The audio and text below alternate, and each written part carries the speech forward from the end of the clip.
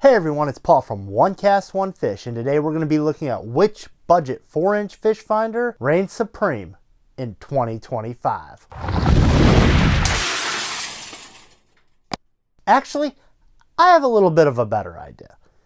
I'm going to present to you the facts and the specs, and then I want you to decide which budget 4-inch fish finder you think is the best value in 2025. So be sure to comment down below which fish finder you think is the winner. Before we introduce our budget 4-inch fish finders, there's something that we need to fix. Only about 10% of our watch time is coming from subscribers, which means that 90% of viewers are not yet subscribed to the channel. So please, hit that subscribe button and turn on notifications. It goes a long way in helping me continue to bring you the best content possible. Now let's introduce our top 3 budget 4-inch fish finders for 2025. First on our list is a fish finder that was just introduced in 2024 and is the newest model in this comparison, the Lowrance Eagle 4X. Next, we have a fish finder that's been around a while and has positive reviews coming from a well-known manufacturer, the Humminbird PiranahMAX4. And last but not least, the fish finder that I use on my kayak, the Garmin Striker 4.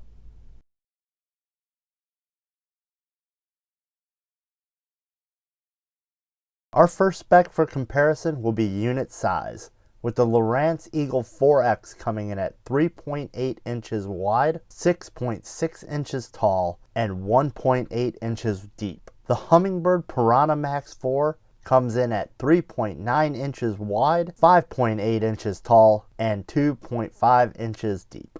And the Garmin Striker 4 coming in at 3.6 inches wide, 5.9 inches tall, and 1.6 inches deep.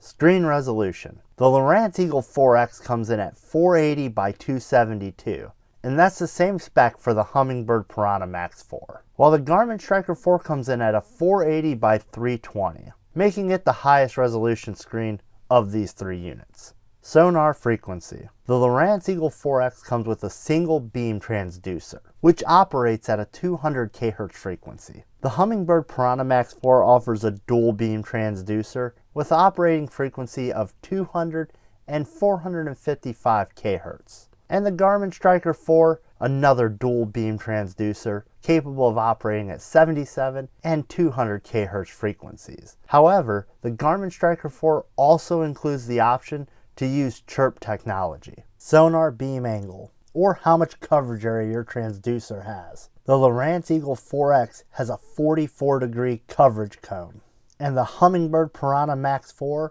with its dual beam transducer, has a sonar cone angle of 28 and 16 degrees. The Garmin Striker 4, also using that dual beam transducer, has a 45-degree and 15-degree cone angle. This picture puts those cone angles into perspective. As you can see, those 40+ degree cone angles on the Lowrance and the Garmin unit have a much wider coverage base than the 28-degree cone from Humminbird. Max depth. The Lowrance Eagle 4X has a maximum depth of 500 feet. The Humminbird PiranahMAX4, a max depth of 600 feet. And the Garmin Striker 4 with a maximum depth of 1,600 feet in freshwater and 750 feet in saltwater. Power. I was unable to find a stated transducer power wattage for the Lowrance Eagle 4X. And Humminbird states that the PiranahMAX4 is rated at 300 watts, while the Garmin Striker 4 is rated at 200 watts.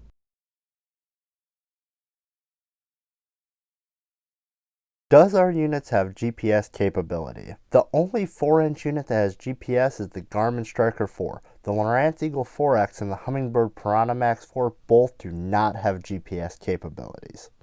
Does our units have contour mapping or the ability to load contour mapping? That's going to be a no across the board. However, the Humminbird and the Garmin do offer more advanced 4-inch models that do offer a form of contour mapping. In addition, none of these units have the ability to load external maps via an SD card, as none of these fish finders have an SD card slot or internet capability for downloading maps. The ability to save waypoints. Since the Garmin Striker 4 is the only fish finder with GPS capability, it's also the only fish finder in this bunch that can mark and save waypoints. Tracks. Again, due to a lack of GPS capability on the Lowrance Eagle 4X and the Humminbird PiranahMAX4, the Garmin Striker 4 is the only fish finder that allows you to save and follow tracks. Now let's look at an important feature, water temperature. All three of these units do have the ability to display the current water temperature. Speed. On most smaller fish finders like these, the speed is determined by the GPS internal to the units. Since the Garmin Striker 4 is the only unit with GPS capability, it's also the only unit that'll give you a GPS speed indication.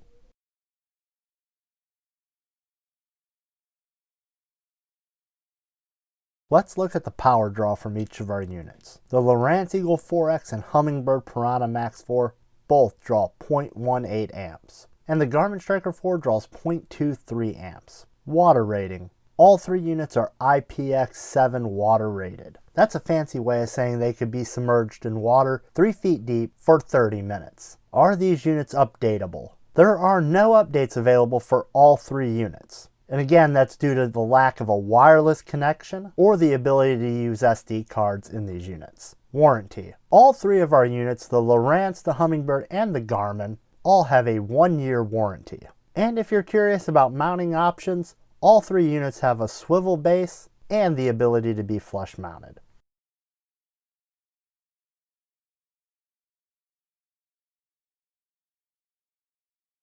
Now I know for some people watching, you may be wondering if these units come in an ice fishing bundle. And for the Humminbird PiranahMAX4 and the Garmin Striker 4, the answer is yes.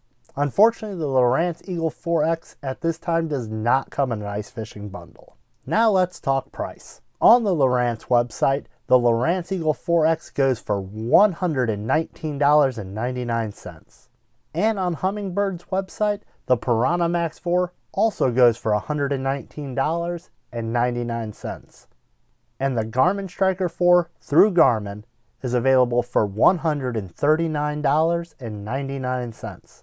Now we all know that the MSRP on the manufacturer website may not always be the best deal, so I looked up the current Amazon pricing, and the Lowrance Eagle 4X comes in at $118, while the Humminbird PiranahMAX4 is $112. And currently the best deal I could find on the Garmin Striker 4 was $118. Now keep in mind these prices are fluid and sales happen daily, so these prices could be better or worse depending on when you're checking. Now it's your turn to decide which budget 4-inch fish finder you think is the best value in 2025. So comment down below with your choice. Don't forget to hit that subscribe button, and we'll see you next time on the water.